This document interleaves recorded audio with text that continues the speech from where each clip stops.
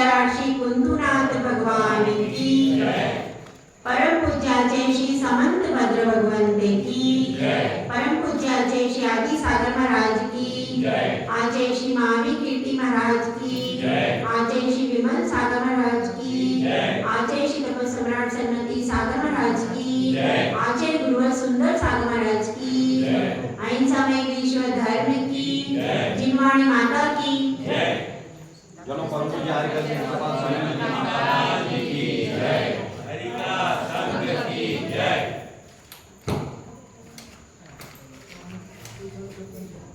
इस संसार में सबसे ज्यादा अपवित्र वस्तु कौन सी है? एक भक्त के मन में यह प्रश्न उठा। उसको किसी ने कहा विष्ठा सबसे अपवित्र वस्तु है। उसने सोचा, विचार किया, पर संतुष्ट नहीं हुआ। दूसरे के पास पहुंचता है। दूसरा कहता है जब कोई व्यक्ति मर जाता है तो उसके शरीर से जो सड़ने की दुर्गंध आती है वह सबसे कैसी वस्तु है? सबसे अपवित्र वस्तु है उसका शरीर छूना। तीसरे ने कहा नहीं, ऐसा भी नहीं है।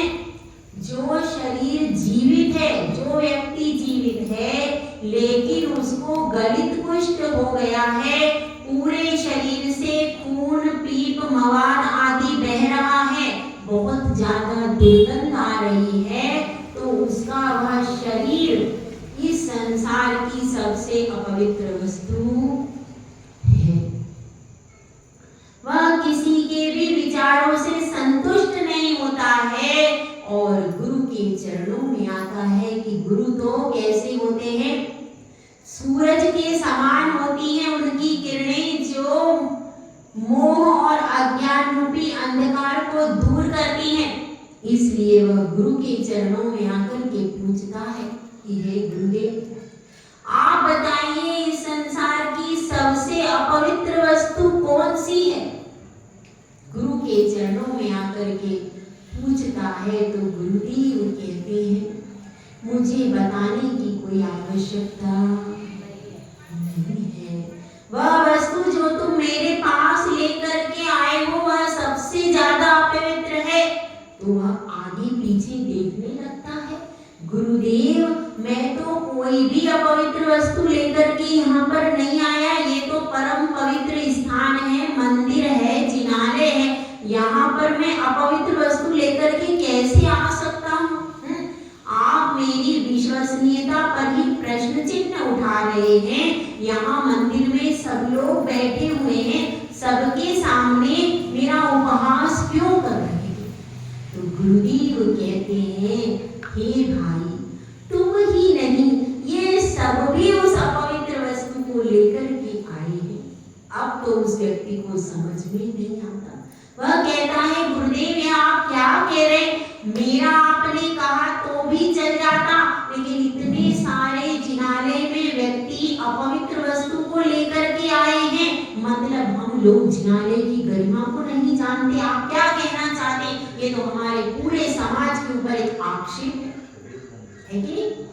अगर पूरी समाज के लिए ऐसा कह दिया जाए तो क्या हो गया कि आप लोग मंदिर में अपवित्र वस्तु लेकर के आते हैं, तो पूरी समाज पर आप आक्षेप कर रहे हैं। तो गुरुदेव कहते हैं भैया, पूरी बात को सुने बिना कभी भी कोई निर्णय नहीं करना।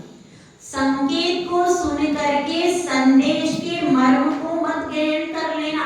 मैंने संकेत दिया है, मैंने उस अपवित्र वस्तु का नाम तो नहीं बताया। मैंने सांकेतिक रूप से भाषा कही है, एक होती है सांकेतिक भाषा। तो उस सांकेतिक भाषा में सिर्फ आपको संकेत बताया है, मैंने उसका नाम नहीं। अगर मैं उस वस्तु का नाम लूंगा तो आप सब कहोगे कि हाँ महाराज आप सही हो। तो वह अपवित्र वस्तु कौन सी है भाई? आप लोग भी सब, चलो मैं कुसुम्बा समाज को क्यों छोड़, आप लोग सब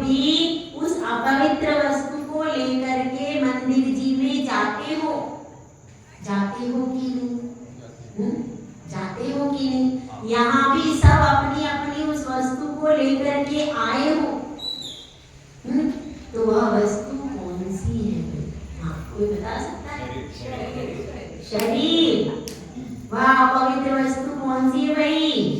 शरीर है। तो आज बात वहीं पर आकर के अटक गई है भाई। पैरों से चलना शुरू किया था, पैरों से चलना शुरू किया था। दाहिना पैर हमने बढ़ाया था निशंकित अंक में, और फिर जब दाहिना पैर मजबूती से बढ़ जाता है तो बायां पैर अपने आप चलता है। उसको चलाने के लिए कोई पुरुषार्थ करने की जरूरत नहीं पड़ती। जब भगवान के स्वरूप पर, सात तत्वों पर, सच्चे देव शास्त्र गुरु पर दृढ़ श्रद्धान हो जाता है तो संसार के विषय भोगों की इच्छा वह सम्यक दृष्टि जीव नहीं करता।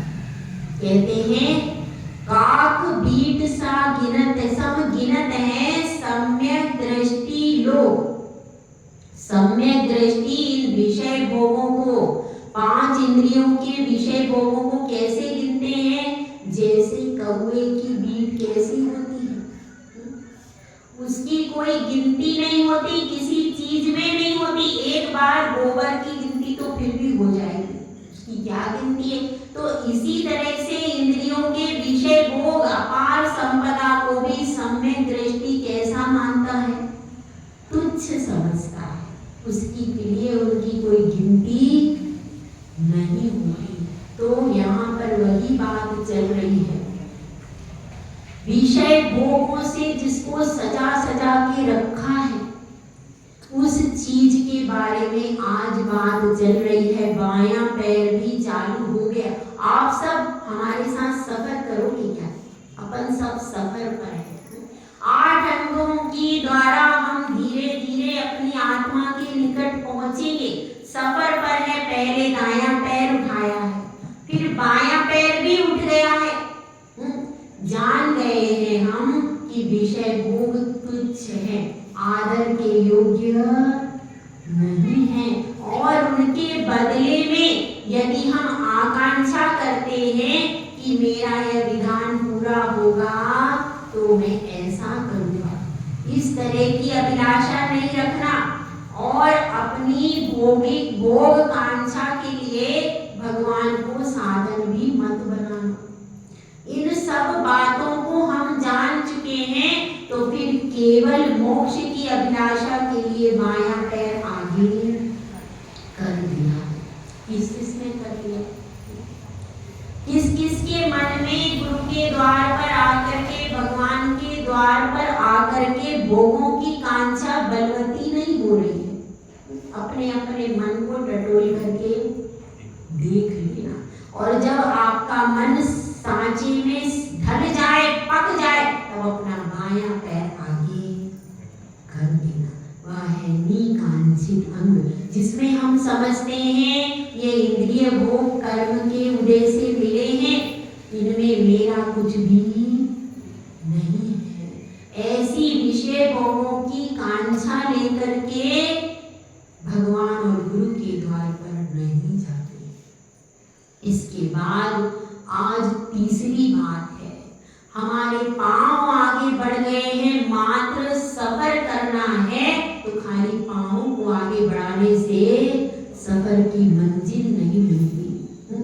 आज तीसरी बात है, और वह तीसरी बात क्या है? इसके लिए अपन आचार्य समर्थ भद्र स्वामी के पूज्य चरणों की ओर चलते हैं। श्लोक नंबर 13। स्वभावतो शुचोकाये रत्नत्रय पवित्रिते निर्जुगुप्सा गुणप्रीति मता निर्विचिकित्सिता। इसको समझने का प्रयास करें। आज बात चल रही है निर्विचिकित्सा अंग की। इसका अर्थ पहले समझ ले। निर्विचिकित्सा, विचिकित्सा का अर्थ होता है ग्लानि करना। निर मतलब नहीं, मतलब ग्लानि नहीं करना। अंग का नाम क्या है? निर्मतलब नहीं, विचिकित्सा मतलब ग्लानि, मतलब ग्लानि नहीं करना इस अंग का स्वरूप बताया। तो किससे ग्लानि नहीं करना, यह प्रश्न होता है। तो यहाँ पर बताया है स्वभाव तो शुचो काय, स्वभाव तो में आ निकलेगा, आ लिखा है ना इसमें हल्का सा, आप देखिए उसमें गाथा में। इसका अर्थ क्या होता है? इसका जो ये अक्षर बना रहता है एस जैसा, इसका मतलब है कि यहाँ पर आ का लोप हुआ है। जहाँ पर स्वर का लोप हो जाता है वहां पर ये साइन है। ये साइन यह सूचित करता है यहाँ पर लोप हो गया है आ का, और आ के स्थान पर यह आ गया है चिन्ह। तो मूल शब्द क्या थे? स्वभाव तो आशुचो आए, मगर यहाँ पर श्लोक में क्या कर दिया है? लोप कर दिया है, और फिर क्या बन गया? स्वभाव तो शुचो आए। यह स्वर लोप, जहां जहां पर ये आपको चिन्ह दिखे, इसका मतलब क्या समझना? यहाँ पर जो आ स्वर था उसका लोप करके यह चिन्ह बना दिया। अब यहाँ पर समझिए, स्वभाव से ही काय अशुचि है। कैसी है काय? स्वभाव से यह काय अशुचि है। अशुचि है कि नहीं? है कि नहीं? सब जगह अपन यही समझते हैं कि ये काय कैसी है? अशुचि है। तो यही कह रहे हैं यहाँ पर, सप्त कुधातु भली मन मूरत, नाम लेत किन आगे। अब तो आप लोगों को सात धातुओं के नाम भी अच्छे से कंठस्थ हो गए। सात कुधातु से यह मल की मूरत बनी है, और उनका नाम लेने से ही हमें घृणा आ जाती है। तो यही बात यहाँ पर चल रही है, स्वभाव से ही यह काया अशुचि है। उसकी अशुचि में कोई चिन्ह, कोई प्रश्न चिन्ह खड़ा नहीं होता। लेकिन यहाँ पर बात यह चल रही है, रत्नत्रय पवित्र थे, लेकिन वो पवित्र होती है। यह तो सभी कहते हैं ये काया अशुद्ध है, काया दूध की डेली है, काया मिट्टी का दिया है, ये सब कहने वाले बहुत कुछ कहते हैं। अन्य जगह भी कहते, जितने भी धर्म हैं, जितने भी संप्रदाय हैं, उनमें भी आपको ये बात मिल जाएगी कि शरीर अपवित्र होगा, सब जगह है।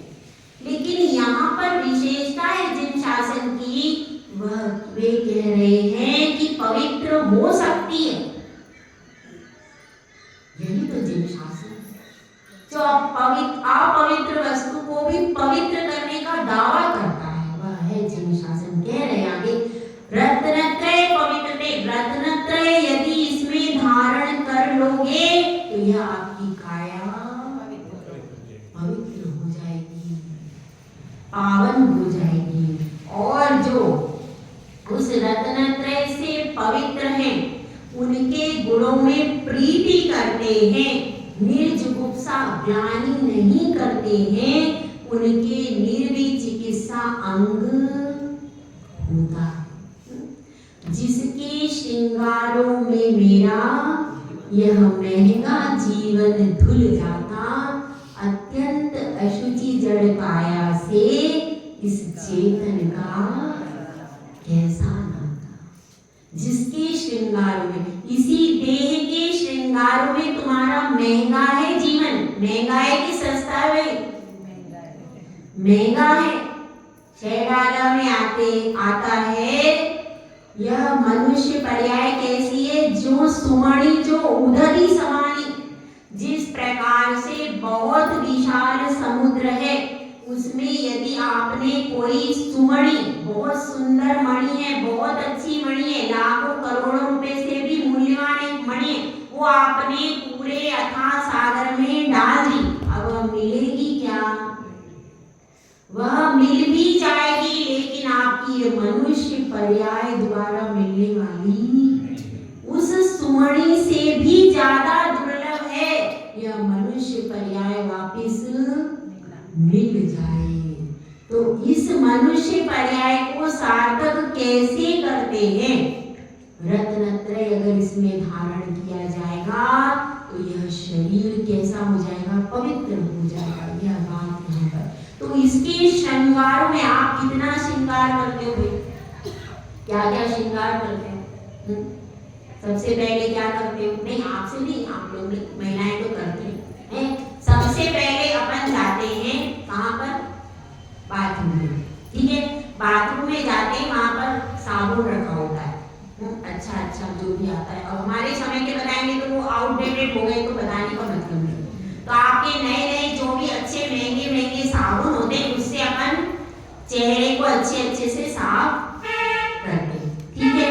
उसके बाद क्या करते हैं, उसके बाद फिर क्या करते हैं, फिर अपन क्या हो जाता है, फिर अपन उसके ऊपर क्या लगाते हैं, क्रीम लगाते हैं, पाउडर लगाते हैं, तरह तरह से उसको सजाते हैं। फिर क्या होता है, क्रीम लगाते हैं तो फिर अपन जो साबुन होता है ना, उससे अपनी नेचुरल जो ऑयल होता है बॉडी का, वो सारा निकल जाता है, ठीक है। तो अब अपनी स्किन कैसी हो गई, ड्राई। तो अब जब ड्राई हो गई तो उसके ऊपर फिर क्रीम लगाएंगे, तरह तरह की। अब क्रीम लगाई तो क्या हुआ, उस पर धूल आ गई, तो धूल से क्या हो गया, पिंपल। अब जब पिंपल हो गया तो अब क्या करेंगे, अब करेंगे फेस वॉश। अब अपन फेस वॉश करेंगे। अब जब हमने फेस वॉश किया तो उसके बाद क्या हुआ, उसके बाद फिर क्या हुआ, फिर हमारी उस फेस वॉश से स्किन और ज्यादा वैसी हो गई। अब वो वैसी हो गई तो हमने फेशियल कराने गए, फिर वो फेशियल कराया तो उससे क्या हुआ, जो चमड़ी थी वो कैसी हो जाती है, उसकी परतें होती है, तो बार बार उसको फेशियल कराने से वो पूरी उसकी परतें वो हो जाती है कमजोर। तो अब क्या होता है, अब आपकी क्या हो गई, अब आपकी स्किन पूरी डैमेज हालत में। कितना पैसा लगाया, और अगर आप वास्तव में स्किन अच्छी रखना चाहते हो, सिर्फ जल से चेहरे को धो, कुछ मत, आपकी स्किन एकदम सही है।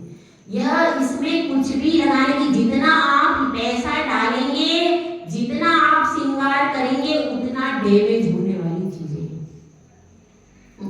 क्योंकि बाहर से नहीं, अंदर से गुणों की कांति होती है, वह बाहर से झलकती है।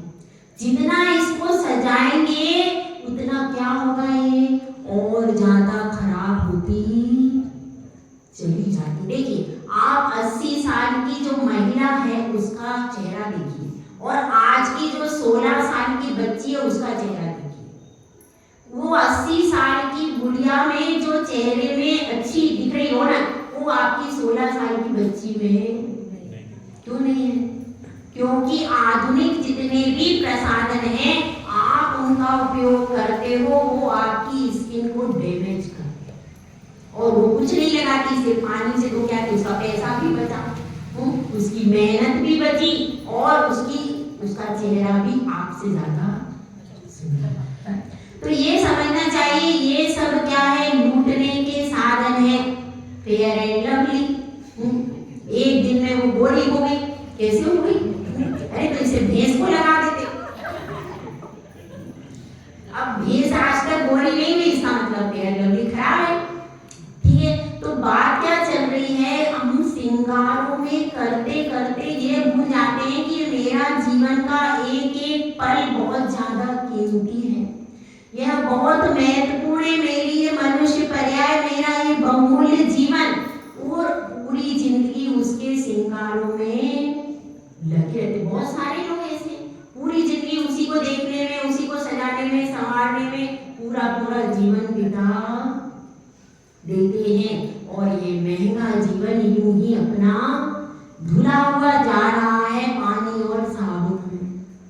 तो इस पर ध्यान देने की जरूरत है। यदि आपको सुंदर बनना है तो क्या करना चाहिए, इसी में आगे आएगा, भक्ति सुंदर रूप। भक्ति करने से, तपस्या करने से रूप सुंदर हो जाता है। जो भक्ति से, देखिए मुनिराज होते हैं, आरिका माता जी होती हैं, वे कभी स्नान करते हैं क्या, तो भी आप उनके पास में बैठो, कभी आपको दुर्गंध आती है क्या? नहीं करते। क्यों? वो तपस्या से पवित्र हो गए, इसीलिए इसमें जो चीज कही है ना वो सत्य है। आपको प्रैक्टिकल दिखा दूंगी। किसी भी मुनिराज के पास में चले जाइए, किसी भी माता जी के पास में चले जाइए, उनके शरीर से कभी भी दुर्गंध नहीं आती। ये प्रूव करते हैं कि रत्नत्रय पवित्र है। उसकी पवित्रता से इस शरीर की अपवित्रता नष्ट हो जाती है। तो यहाँ पर यही बात कर रहे हैं कि रत्नत्रय से पवित्रता आती है। रत्नत्रय के अलावा इस शरीर को पवित्र करने वाली कोई दूसरी चीज नहीं है। इसलिए इस पर ध्यान देना जरूरी है। किस पर? रत्नत्रय पर। रत्नत्रय पर यदि आप ध्यान दोगे तो देखिए, वे मुनिराज होते हैं रिद्धिधारी, जिनके शरीर का मलमूत्र भी क्या हो जाता है? औषधि हो जाता है। मल्लोषधि, जल्लोषधि, ये सब रिद्धियां हैं। अगर उनका पसीना भी आपने महाराज के चरण स्पर्श किए और उनके पांव पर पसीना था, वह पसीना आपके माथे से लग गया, आपके माथे में दर्द हो रहा था, आपके माथे में कोई बीमारी हो गई थी, आपका पूरा शरीर आपने पूरे शरीर पे लगा लिया, आपका पूरा शरीर एकदम चमकने लगा, एकदम निरोग हो गए। ऐसे मुनिराज। तो कैसे हुई उनमें ये सब चीजें? रत्नत्रय की विशुद्धि से। रत्नत्रय की विशुद्धि से ये मलिन शरीर भी कैसा हो जाता है? पवित्र हो जाता है। तो उसी के लिए हमको अपना पुरुषार्थ करना चाहिए, क्योंकि अनादिकाल से तो इस पिंजरे को सजाते आ रहे हैं। सजाया कि नहीं पिंजरा? पिंजरा सजता रहा पंछी तेरा बेनूर रहा। पिंजरा सजता रहा पंछी तेरा बेनूर रहा। ऐसा सामान मंगा पंछी सजाया जाए। ऐसा सामान मंगा पंछी सजाया जाए। पिंजरे को तोड़ के पंछी को उड़ाया जाए। इस पिंजरे को सजाते सजाते अनादिकाल हो गया है। अब अपने पंछी को रत्नत्रय से सजाना है। अगर हमारा पंछी रत्नत्रय से सज गया तो वह पंछी इतना पवित्र हो जाएगा और उसके माध्यम से यह शरीर भी पवित्र हो जाएगा। यही हमको साधना करनी है। यहाँ पर बात चल रही है निर्वी चिकित्सा अंग की। बहुत से श्रावकों ने निर्वी चिकित्सा अंग में बहुत अच्छा काम किया है। हम श्रीपाल चरित्र पढ़ रहे थे, मैना सुंदरी। निर्वी चिकित्सा अंग का पालन किया उसने। क्यों? जो जहाँ पर इतनी दुर्गंध आ रही थी कि नगरवासी तक छोड़ करके चले गए, वहां पर 700 कोड़ियों के बीच में वह रही। ये कोई साधारण काम था? बिना ग्लानि की उसने ग्लानि नहीं की, अपने पति की सेवा की, उनकी भी सेवा की। तो उसमें ग्लानि को जीता कि नहीं उसने? तो उसने भी ग्लानि को जीता। इससे क्या प्रेरणा मिलती है? यदि हमारे घर में भी कोई वृद्ध माता पिता आदि हैं, उनको शरीर में कोई रोग आदि हो जाता है, तो उस अवस्था में क्या करना चाहिए? बिना ग्लानि किए उनकी सेवा आदि करना चाहिए।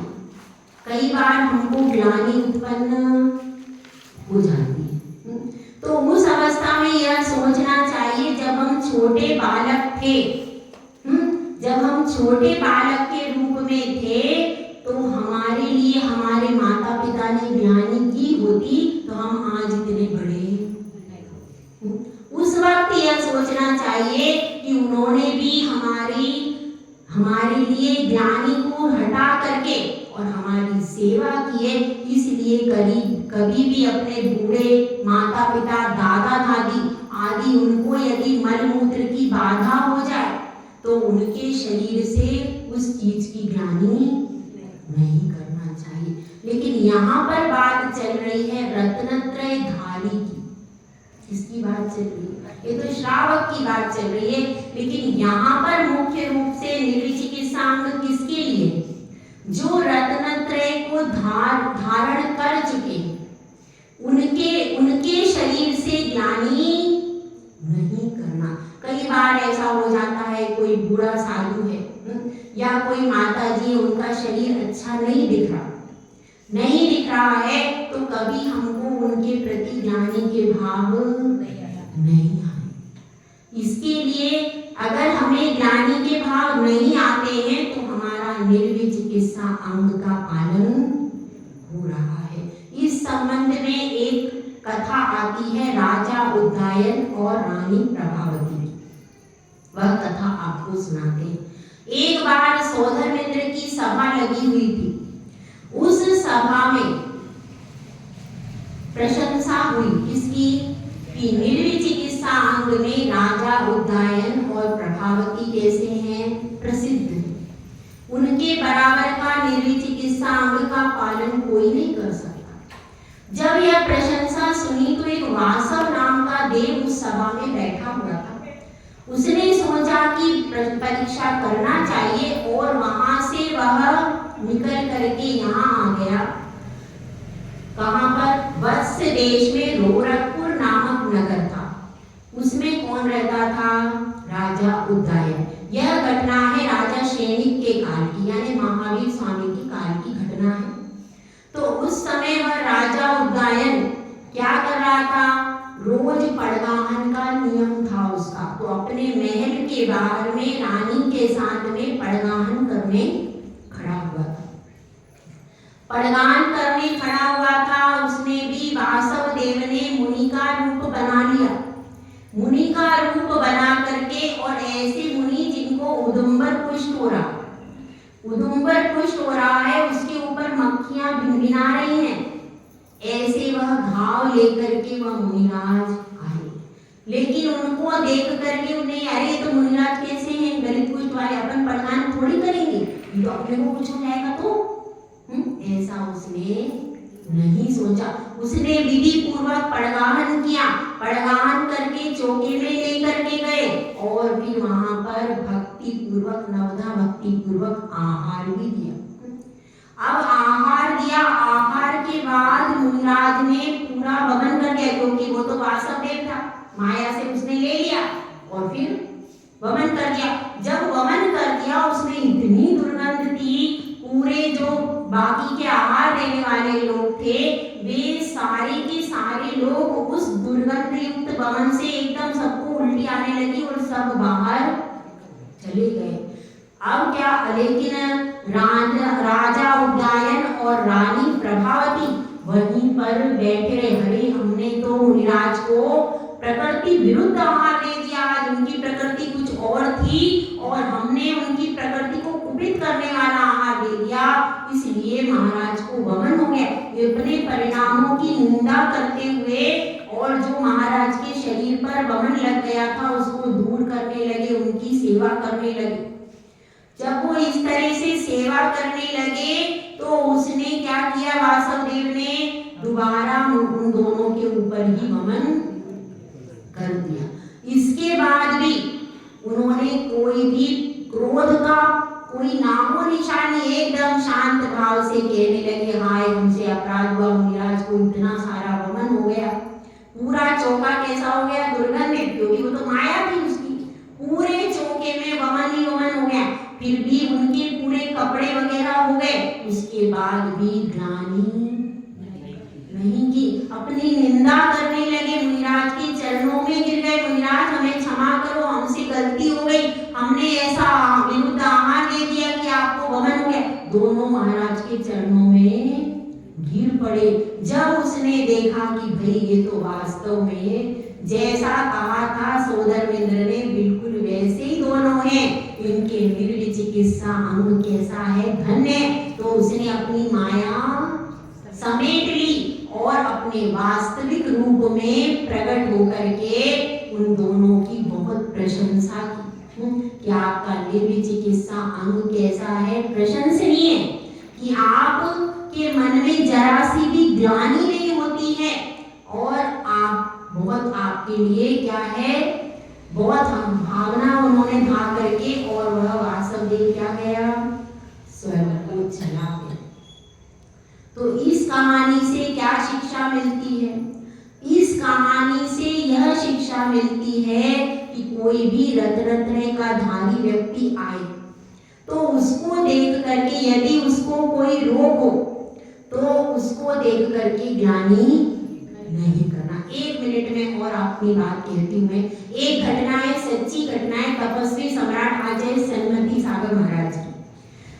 बिहार चल रहा था, एक बूढ़ी माता जी थी और उनके हाथ के ऊपर से क्या निकल गई, गाड़ी निकल गई। अब क्या हुआ, हाथ पूरा डैमेज हो गया। अब जब हाथ डैमेज हो गया, लोगों ने कहा भाई इनको क्या करो, घर भेज दो, इनको संयम छुड़वा के घर भेज दो, अपन अस्पताल ले जाते इनका इलाज करवाते। तो महाराज ने कहा नहीं, अस्पताल नहीं जाएगी, 80 साल की माता जी हैं, अब इनको ज्यादा कुछ होगा तो समाधि मरण कराएंगे अथवा हम उपचार कराएंगे, आप माता जी को वस्तिका में ले जाओ। तो महाराज तो प्रमुख थे, आज्ञा थी उनकी, तो माता जी को वस्तिका में ले आए। अब जब वस्तिका में ले आए, महाराज ने उनको कंकड़ आदि जो भी थे वो अपने हाथ से उसको दूर कर दिया, मिट्टी कंकड़ आदि, और वैसे ही उनको उठवा करके कक्ष में ले आए। कक्ष में लाने के बाद उनका व्यवस्थित जो भी आयुर्वेदिक योग्य उपचार होता था वो सारा उपचार करवाया। तो अब क्या हुआ, धीरे धीरे उनकी हड्डी कैसी हो गई, जुड़ गई, और वापिस से हाथ भी वैसा हो गया। और यदि कोई दूसरे अधीर श्रावक होते तो उसी समय उनको अस्पताल में ले जाते, उनका संयम नष्ट हो जाता। तो महाराज जो होते हैं वो कैसे होते हैं, धैर्य का परिचय देते, क्योंकि संयम को नष्ट करना तो बहुत आसान है, पर संयम को ले पाना बहुत कठिन है। इसलिए उन्होंने, और फिर धीरे धीरे वो माता जी पूरी स्वस्थ हो गई। तो इसलिए हमको भी अगर कोई दिक्कत है, परेशानी है, तो उसके योग्य उपचार से ही उसको दूर करना चाहिए। तो उससे क्या हो, साधु का संयम भी पले और उसके रत्नत्रय में निरंतर वृद्धि होती रहे। जय बोला, जय सुंदर सागर महाराज की जय।